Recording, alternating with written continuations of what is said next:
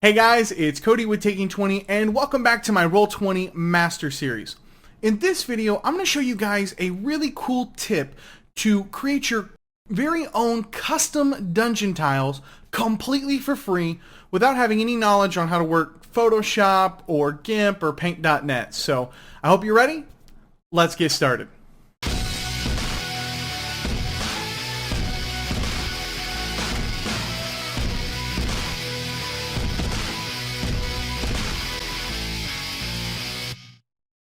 Okay, so let's take a look at the tool that we're going to be using to actually create these dungeon tile sets.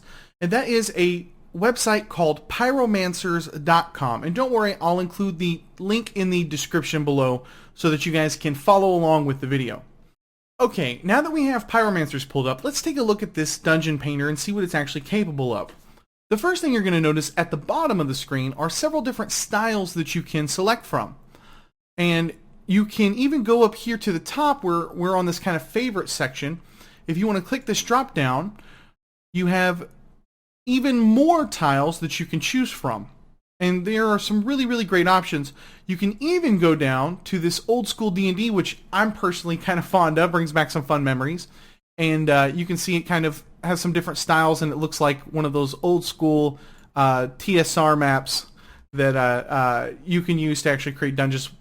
It's a throwback. It's kind of fun for me. But let's go back up to the top here, to this favorites, and let's select a tile styling here. Let's select this one on the end. And to use this, you're just simply going to click on the map and drag this as big or small as you like.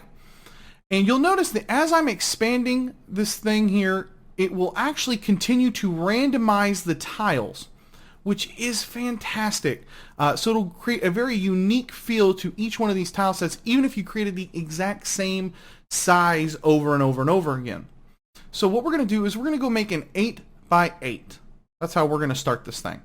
And all I did was click once, I dragged down to an 8x8, and I clicked again to stop. Now the next thing we want to do is go over here to Walls, select Polyline, and we're going to click here and just drag along until we get to right about there or so. And as you can see, I clicked one more time there, and the line is still following me. To end the line, or to get it to stop, basically, just click once more in the exact same spot, and now we have created a wall. I'm going to go up here and just finish out this room, leaving this nice little 10-foot or 2-square kind of entryway here. Now that we've created this, let's go ahead and save this. Go over here to Export, click that, and you'll notice that it is grabbing only the part of the map that we've actually painted on, which is really nice and handy. And we're going to go ahead and we're going to hit this Create PNG. Now, the one thing I do want to tell you is, when you create these and you're using walls, it will actually kind of clip the walls just a little bit. To me, it's really not a big issue. There are some ways to work around it if it bothers you for some reason. If I had put walls like in the middle, they would obviously be very wide, but because this is kind of the edge of the picture, it clips the last little half of the wall that hangs over. I don't think it's a big deal. I don't think your players will think it's a big deal either. So go ahead and hit Create PNG. And we're going to hit Save.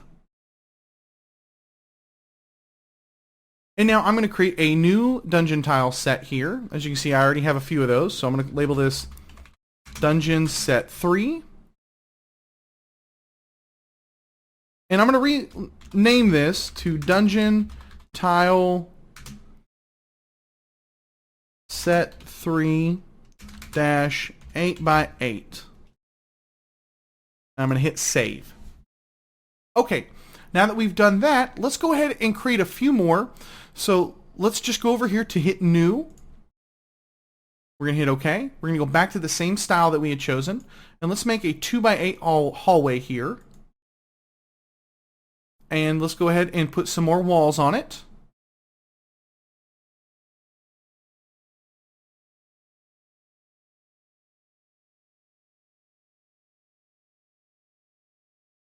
Okay, now we have this. Now, I'm going to show you guys something here. When you go ahead and export this, it's only going to select this little 2x8 section, so it's not going to be the same size. Now, you can absolutely just export it. For my purposes, I'm going to show you guys something a little differently. So I'm going to go over here to Lines, I'm going to go up here and just kind of click that twice there. I'm going to go down here and click that twice. And so when I hit export to PNG, you can see that it's actually grabbing this whole 8x8 section again. At the very bottom left corner, you will have a box that says transparent background. Go ahead and check that. And now you can see the background is clear, and we're going to hit create PNG. We're going to go in here, click on that, and let's change this to 2x8 hallway and save. And that's basically it. You can go in and create as many as you'd like. Create 6x6 rooms or 5x5s or circular rooms. You can really play around with this tool and be as creative as you'd like. You can even build bigger maps if you want to do that. Instead of having tiles, you could create, in essence, an entire dungeon and export that and then just move that over to Roll20. But the way that I'm showing you guys today is I'm going to show you how to create your own tile sets. So let's take a look at what to do once we have created a few of these things, and I'll show you kind of how I'm using it and hopefully spark some creativity with how you guys want to use it. Okay, now that we have created a few different tile sets, let's take a look at what to do next. We can always just simply move them onto the map, and that will upload them to our library. But let me show you guys a cool little trick here that hopefully will help keep you a little bit more organized with the exact same tile sets. So let's go over here, and instead of just uploading these, let's put this in a rollable table, and I'll show you why. So if I scroll down here, you can see I have this dungeon set 1, and I'm going to hit token, and what that's going to do is that's going to put a token out on the field. And let's get this all lined up nice and neat. Looks good there. And what we're going to do here is we're going to copy this, and we're going to paste it a few times. And I know that my picture's cutting off a little bit of this, but I think that's enough for you guys to get the gist here of what I'm doing. Move this up just a little bit. Again, clipping is not an issue. I don't want to go resize this map right now. So once you have rolled these off the table, what you can do is go down here, just like we showed you with our rollable tables video, and you can go to multi-sided and choose sides. And now that we've created 8x8, an 8x8, and an 8x8, and an 8x8, including like the hallway, you can just go over here and select this, and now you can start to go in and build your dungeon to create a really neat effect.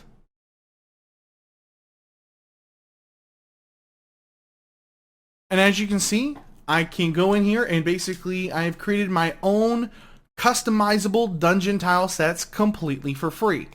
Now, one last tip that I want to share with you guys is to go in and create a connector piece. And let me show you what I mean here.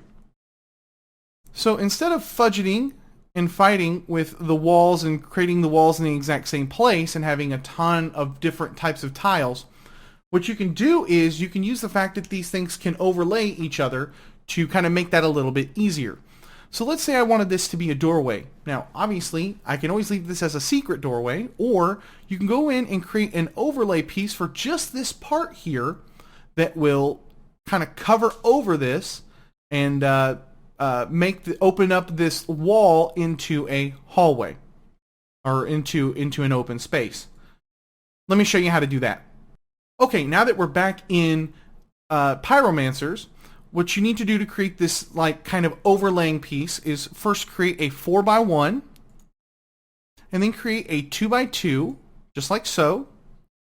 Go over here to your walls, and we're just going to create just this little section right there and just this little section right there. Okay, so let's go ahead and save this. Let's export it again. That looks perfect. We've got transparent backgrounds on. Go ahead and create PNG, save file, and we're going to call this Dungeon Tile Set 3, and this is our connector. And hit save. And now let's go take a look at how to use this thing. And now that we are back on our actual Roll20 screen, let me take let me show you guys how to use this overlay piece to kind of eliminate these walls, and you can kind of see what I mean when I'm talking about how to use this thing. So this is not the dungeon tile sets that we've been making. This is the original one that I have. This is my dungeon tile set 1. So I'm going to drag that onto the field. I'm going to line this up like so. And let me show you the before and after. So you can see that there's a wall here. All I'm going to do is I'm going to put one of these on the field, flip it over like that, line it up, and let go. And just like that, this is now opened up to be used, and you can lay it over as many times as you want. And you can create several different types of these if you feel like you need to. That's not a problem at all. And it's a very clever way to kind of eliminate the issues of trying to create all of your different dungeon tile sets with the exact amount of entryways and where they line up and all that jazz. This is a very simple use. There you go, guys. You now know how to create your very own custom tile sets completely for free without having to use GIMP or Paint or Photoshop or any of that. And you guys can have some fun with this. Go nuts. Check out Pyromancers and create all kinds of your tile sets and use them in all your games. And then, just like the last video, don't forget you can always tint them a different color so that you can get even more use out of those tiles. So that's pretty much it for this video. I hope you guys enjoyed. I hope you learned something. I hope this will be useful for you guys. If you have any questions, please feel free to put them down below or share any additional tips and tricks that you guys had using either this or maybe some other tools that I'm not aware of even to help make maps or anything like that on Roll20 so that everybody can share those. So be sure to leave whatever tools you guys are using down below for everybody to see, including me, okay? I want to see those too. So if this is your first time here and you love role-playing games as much as I do, I'd love to have you subscribe. I'll be putting out new videos every week on all kinds of things, including more tutorial videos and all stuff involving role-playing games. So stay tuned for that stuff. And yeah, that's pretty much it. Thank you guys so much for watching. My name is Cody, and may your games be filled with awesome memories and even better friends. I'll catch you guys next time. 1, 2, 3. You know you're gonna say it. Thanks for watching. Please subscribe. Okay, buddy. All right, kiddo. I love you.